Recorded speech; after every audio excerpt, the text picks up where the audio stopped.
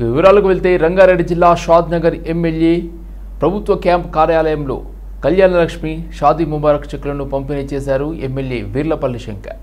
ఈ సందర్భంగా ఎమ్మెల్యే మాట్లాడుతూ నిరుపేదలకు అండగా కళ్యాణలక్ష్మి షాదీ ముబారక్ పథకం భరోసా కల్పిస్తూ వారిని ఆదుకుంటుందని అన్నారు. 2 మండలాలకు సంబంధించింది కొత్తూరు నందిగామకు కళ్యాణలక్ష్మికి ఒక 10-15 మందికి, అదేవిధంగా ప్రమాదవశత్తు వాళ్ళు వైద్యం చేయించుకున్నందుకు సీఎం రిలీఫ్ ఫండ్గా దరఖాస్తు పెట్టుకున్న వారికి అందరూ కూడా దాదాపు నందిగామ మండలం కొత్తూరు మండలం కలిసి ఒక 70-80 మంది చెక్కులు ఇవాళ పంపిణీ చేయడం జరిగింది. దాదాపు ఒక 24 లక్షల చెక్కుల పంపిణీ చేయడం జరిగింది.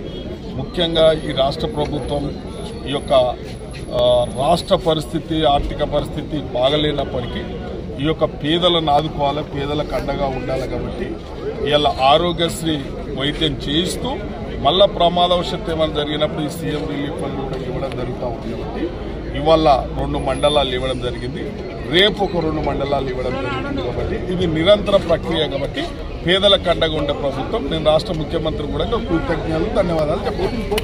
శేర్లింగంపల్లి నియోజకవర్గం Vivekanand Nagar Alvin colony division పరిధిలో 6.5 కోట్ల రూపాయల అంచనా వ్యయంతో చేపట్టబోయే అభివృద్ధి పనులకు శేర్లింగంపల్లి నియోజకవర్గ MLA PSC chairman Arikapudi Gandhi, Allwyn colony division corporator Dodla Venkatesh Goud, Vivekanand Nagar division corporator రోజాదేవితో కలిసి శంకుస్థాపన చేశారు. ఉషాముల్లపూడి కమాన్ నుండి అల్విన్ కాలనీ వరకు రోడ్డు వెడల్పు కోసం చెట్ల తొలగింపు, కరెంటు పోల్స్ మార్పుతో పాటు రోడ్డు మార్కింగ్, మల్టీపర్సన్ ఫంక్షన్ హాల్ నిర్మాణ పనుల్లో భాగంగా శ్రీకారం చుట్టినట్లు ఆయన వెల్లడించారు. ఇప్పటికే ఉషాముల్లపూడి కమాన్ నుండి సిక్కుబత్తి వరకు 100 ఫీట్ రోడ్డు నిర్మాణం కొరకు చర్యలు చేపట్టామని, రోడ్డు వెడల్పులో ఇల్లు కోల్పోతున్న వారికి న్యాయం జరిగేలా చూస్తామని అన్నారు. రాబోయే భవిష్యత్ తరాలకు పెరుగుతున్న ట్రాఫిక్ అనుగుణంగా ఈ చర్యలను తీసుకున్నామని అన్నారు. ధరణినగర్ నాలా విషయంలో అదేవిధంగా చెరువుల సుందరీకరణకు పెద్దపీట వేయడంతో పాటు వరద ముంపును తొలగించేలా నాలా వెడల్పు చేస్తూ రిటర్నింగ్ వాల్ నిర్మాణం సైతం చేపట్టామని అన్నారు. ఇక నుండి ముంపు రహిత డివిజన్లకు ఉండనున్నాయని ఈ సందర్భంగా ప్రజలకు తెలియజేశారు. సాధ్యమైనంత త్వరగా పనులన్నీ పూర్తి చేసే ప్రజలకు అందుబాటులోకి తీసుకొస్తామని ఆయన అన్నారు. 6.5 కోట్ల రూపాయలతో అభివృద్ధి పనులకు శంకుస్థాపన చేసుకోవడం జరిగింది.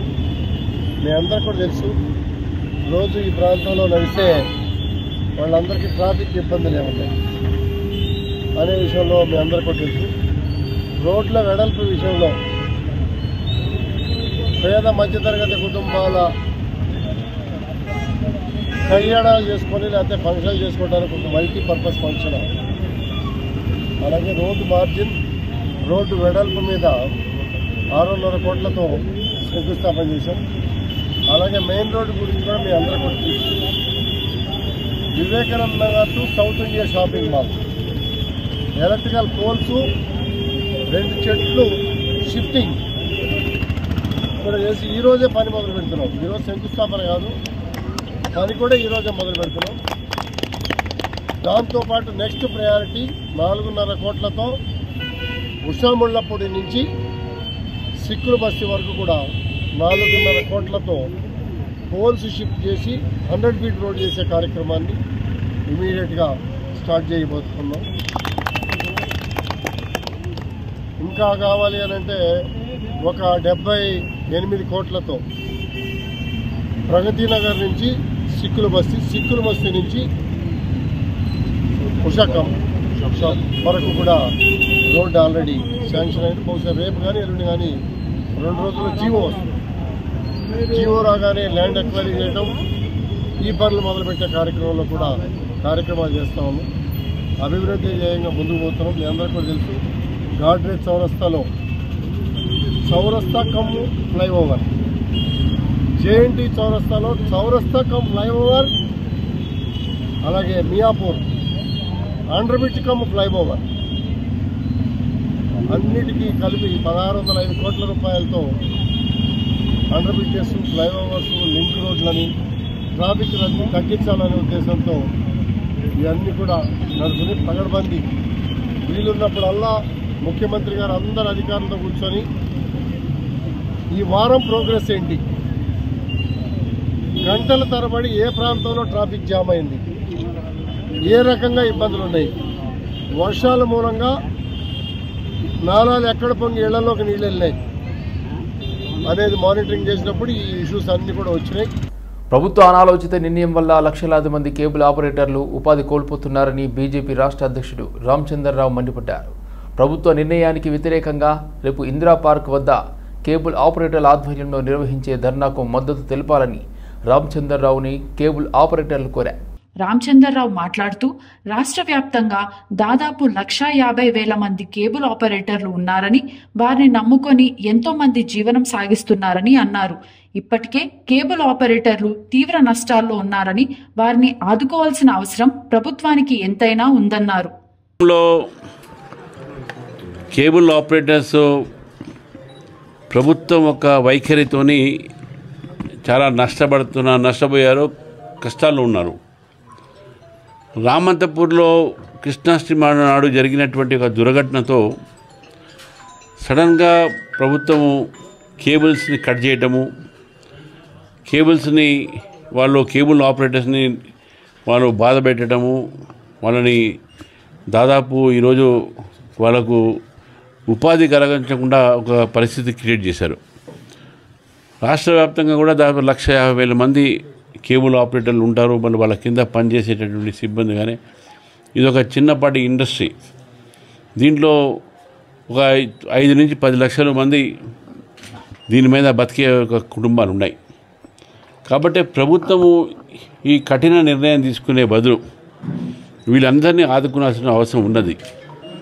మీరు వారికి ప్రత్యామ్నాయమైనటువంటి ఒక ఈ కేబుల్ ఆపరేటర్స్కు వాళ్ళ సర్వీసెస్ వినియోగుల దాకా పోవడానికి మీరు క్రియేట్ చేయాల్సిన అవసరం ఉన్నది.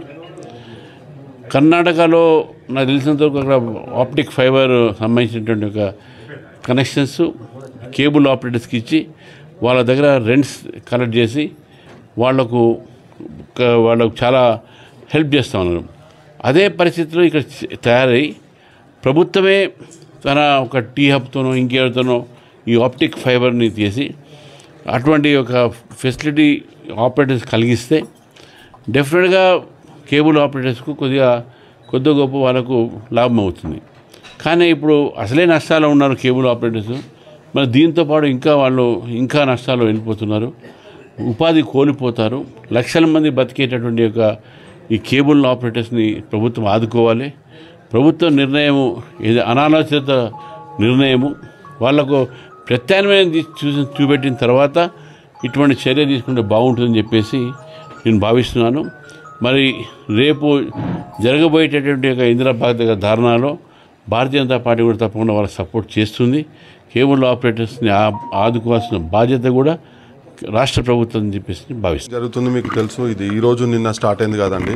ఆల్మోస్ట్ నియర్ బై 2 months అవుతుంది. 2nd month అండి ఫైబర్ కటింగ్. మేము చాలా నష్టపోతున్నాము. ఎగ్జాంపుల్ మేము ఎంత నష్టపోతున్నాం మా విషయం పక్కన పెడితే నిన్న సెక్రటరియట్ కూడా వర్క్ ఆగిపోయిందండి. దేనివల్ల అండి? ఇంటర్నెటే కదా. ఆ ఇంటర్నెట్ లేకపోతే ఎట్లా నడుస్తుంది? ఏ సంస్థ నడవదండి. ప్రతి సంస్థ, ప్రతి ఇండస్ట్రీ, ఏ సాఫ్ట్వేర్ కంపెనీ అయినా సరే వితౌట్ ఇంటర్నెట్ మీకు ఛాన్సే లేదు. నెట్ అనేది కంపల్సరీ అండి, అందరికీ ఉండాలి. వాళ్ళు చెప్పే ఫైబర్ కట్ చేస్తున్నారు, ఓకే మేము కూడా అగ్రీ. దానికి టైం ఇచ్చినా అంటున్నారు. రాంగ్ అండి, అది టైం. అది మేలో మాట్లాడాం మేము, అది చెప్పారు, మేము తీస్తున్నాము. వాళ్ళు చెప్పినట్లు బంచింగ్ మేము 15 feet అంటున్నారు. మేము 100% 15 feet అబో కట్టినాం. మేము బంచింగ్ అన్నారు, బంచింగ్ చేసినాం. నిన్న మా దగ్గర వీడియోస్ కూడా ఉన్నాయండి. బంచింగ్ అయిన తర్వాత కూడా కట్ చేసిరండి. అబో 15 feet ఉన్న తర్వాత కూడా కట్ చేస్తున్నారండి. వాళ్ళ ఇంటెన్షన్ ఒకటే, ఫైబర్ కటింగ్. దేనికి? మీరే అన్నారు బ్యూటిఫికేషన్ అని. అదే బ్యూటిఫికేషన్ చేస్తున్నాం కదా, చేస్తున్న తర్వాత కూడా వాళ్ళు కట్ చేస్తున్నారు. ఇంకోటి సార్, ఇమ్మీడియట్లీ అన్న ఇట్లా చిట్కేంగా అయిపోతారు. 35 years నుంచి ఈ ఇండస్ట్రీ ఉంది. 35 years ఇదే కాదు, ఏదన్నా సరే ఒక సిస్టమ్ ఉంది. సింగిల్ డేలో, సింగిల్ మంత్లో, సింగిల్ ఇయర్లో చేంజ్ అవుతుందండి. 35 years ఉన్నది సిస్టము ఒకటేసారి చేంజ్ చేయలేము. అది మీ ఓన్ బిజినెస్, మీ ఇంట్లో మీ కంపెనీలో పెట్టుకునేదే చేంజ్ కాదు. ఇది రోడ్డు మీద ఉన్న బిజినెస్ ఇది. అండ్ అండర్ గ్రౌండ్ విషయానికి వస్తే మేము అండర్ గ్రౌండ్ వేయడానికి రెడీ ఉన్నాము. పోల్స్ పర్మిషన్ ఇస్తే పోల్స్ వెళ్ళనీకి రెడీ ఉన్నాము. ట్యాక్స్ అంటున్నారు, ట్యాక్స్ పే ఆల్రెడీ మేము జిఎస్టీ కడుతున్నామండి, ఐటీ పే చేస్తున్నాము, అది ట్యాక్సే కదా. మేము ఇప్పుడు ప్రీవియస్లో అంటే మేము కలెక్ట్ చేసి మేము తీసుకుంటుండే ఫండ్స్ వాట్ ఎవర్ ప్రాఫిట్ మేము మా ఎంఎస్ఓడు కూడా పే చేస్తున్నామండి. All MSOs without GST without tax ఎవరు లేరండి, ప్రతి ఒక్కళ్ళు లీగల్గానే ఉన్నారు. బట్ వీళ్ళు చేసే పనే ఇల్లీగల్ అండి. అదొక్క రీజన్ అడ్డం పెట్టుకొని వాళ్ళకి ఎలా కట్ చేయాలని చూస్తున్నారు. నాకు తెలిసేదండి ఈ సంస్థ ఇప్పుడున్న కొంతమంది పెద్దలు స్టార్ట్ చేస్తున్నారు, వాళ్ళ కోసమనే మమ్మల్ని ఇట్లా ఇబ్బంది పెడుతున్నారని మేము అనుకుంటున్నామండి. ఇదైతే కన్ఫర్మ్ అండి. పత్రికా రంగంతో పాటు అనేక రంగాలను సృష్టించి వాటిని నూతనమైనటువంటి దిశలో తీసుకువచ్చినటువంటి మహా తపస్వి రామోజీరావు అని మాజీ గవర్నర్ బండారు దత్తాత్రేయ పేర్కొన్నారు. రామోజీ పరమపదించిన తర్వాత రామోజీరావు గురించి ప్రముఖులు సామాన్య ప్రజలు స్పందించి కొనియాడిన విశేషాలతో కూడిన రాసిన సంకలనం, అదేవిధంగా జీవిత విశేషాల సంకలనాన్ని రఘు అరికపూడి పుస్తకాన్ని విరచిత రామోజీ విశ్వనాథుడు పుస్తకాన్ని హైదరాబాద్ రామ్నగర్లోని మాజీ గవర్నర్ బండారు దత్తాత్రేయ నివాసంలో ఆయన ఆవిష్కరించారు.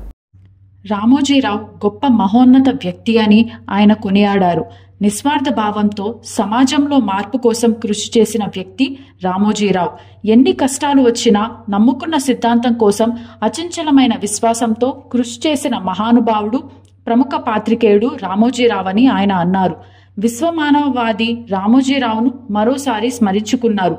Blue book trust, Raghu Arikapudi Seva trust సంయుక్తంగా విశ్వనరుడు రామోజీ పుస్తకంని రూపొందించినట్లు పుస్తక సంపాదకులు రఘు ఆరికపూడి సేవా ట్రస్ట్ సంస్థ చైర్మన్ రఘు ఆరికపూడి తెలిపారు. డాక్టర్ లెనిన్ ధనిశెట్టి సహకారంతో ఈ సంకలనం తీసుకొచ్చినట్లు ఆయన వివరించారు. రామోజీరావు వివిధ రకాలుగా ఈ సమాజానికి అందించిన సేవలు భవిష్యత్తు తరానికి అందించాలనే సత్సంకల్పంతో పుస్తకం తీసుకుని రావడం జరిగిందని రఘు తెలియజేశారు. రామోజీరావు పరమపదించిన తర్వాత ఉన్నత స్థానాలలో ఉన్న ప్రముఖులు మొదలుకొని సామాన్య ప్రజల వరకు స్పందించి నివాళులు అర్పించారు. వారి యొక్క విశిష్టతను ఎలా కొనియాడారో తెలిపే వివరాలతో పాటు వివిధ పత్రికల్లో రామోజీరావు జీవిత విశేషాలను, ఈ సమాజానికి అందించిన సేవలతో కూడిన కథనాల సమాచారాన్ని సంకలనం చేసి ప్రచురించిన 111 పేజీల పుస్తకమే ఈ విశ్వనరుడు రామోజీ పుస్తకమని ఆయన తెలిపారు. ఈ పుస్తకంని ప్రతి ఒక్కరూ చదవాలని రఘు కోరారు. ఈ కార్యక్రమంలో wonder book of records coordinator Bingi Narendra Goud గారు, హాస్య బ్రహ్మ శంకర నారాయణ్, ప్రముఖ సంఘ సేవకులు రితీష్ జాగీదార్, సామాజికవేత్త మహేష్ దయ్యాల తదితరులు పాల్గొన్నారు. సేవా ట్రస్ట్ తరఫున రఘు గారు రామోజీరావు గారు యొక్క ఉన్నటువంటి ప్రముఖుల యొక్క ఉన్నటువంటి వారి గురించి రాసినటువంటి ప్రసంగాలు బాగా నిష్ణాతంగా అనేక మంది ప్రముఖులు పార్టీలకు అన్నిటికీ అతీతంగా రామోజీరావు గురించి విశ్వనరుడు అనేటువంటి ఒక పుస్తకంతో వారు పుస్తకం తీసినందుకు నేను వారికి హృదయపూర్వకంగా ధన్యవాదాలు తెలియజేస్తున్నాను. ఎందుకంటే రామోజీరావు గారు ఒక గొప్ప మహోన్నతమైనటువంటి వ్యక్తి. ఆయన నిస్వార్థ భావనతో సమాజంలో మార్పు తేవాలని పత్రికా రంగంలోనే కాకుండా అనేక రంగాలను వారు సృజించి వాటిని నూతనమైనటువంటి ఒక దిశలో తీసుకొచ్చినటువంటి మా తపస్వి రామోజీరావు గారు అనేక మందికి ఉపాధి కల్పించి సేవలు అందించి ఎన్ని కష్టాలు వచ్చినా ఎన్ని ఇబ్బందులు వచ్చినా తను నమ్ముకున్నటువంటి సిద్ధాంతం కోసం అచంచలమైనటువంటి విశ్వాసంతో కృషి చేసినటువంటి మహానుభావుడు, గొప్ప పాత్రికేయుడు, విశ్వమానవవాది. వారిని మరి ఒకసారి స్మరించుకుంటూ